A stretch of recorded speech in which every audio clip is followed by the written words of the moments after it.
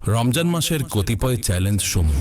এবছর রমজান মাসে নামাজ পড়া, রোজা রাখা এবং তারাবি পড়ার পাশাপাশি স্পেশাল কিছু করুন যা আপনি আজ পর্যন্ত কোনো রমজানে করেননি। এখন আমি আপনাকে এমন কিছু নেকির কাজ সম্পর্কে অবগত করব যা আপনার জীবনকে আরো প্রসন্নময় করে তুলবে আর রমজান মাসের আনন্দ দ্বিগুণ হয়ে যাবে।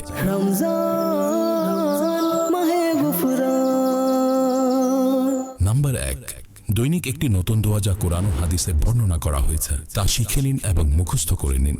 নাম্বার 2, দৈনিক যে কোনো একটি হাদিসে পাক, ছোট হোক বা বড়, তা পাঠ করুন এবং মুখস্থ করার চেষ্টা করুন। নাম্বার 3, দৈনিক কমপক্ষে 2 মিনিট আখিরাতের ব্যাপারে চিন্তা করুন।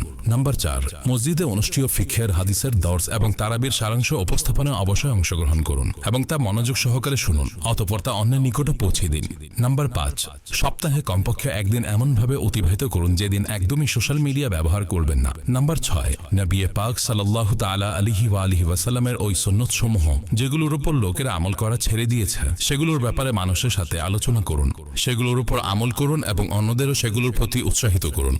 নাম্বার 7, প্রত্যেক নামাজের পর 100 বার ইস্তেগফার করুন। নাম্বার 8, শেষ 10 দিন সুন্নত ইতিকাফ করুন।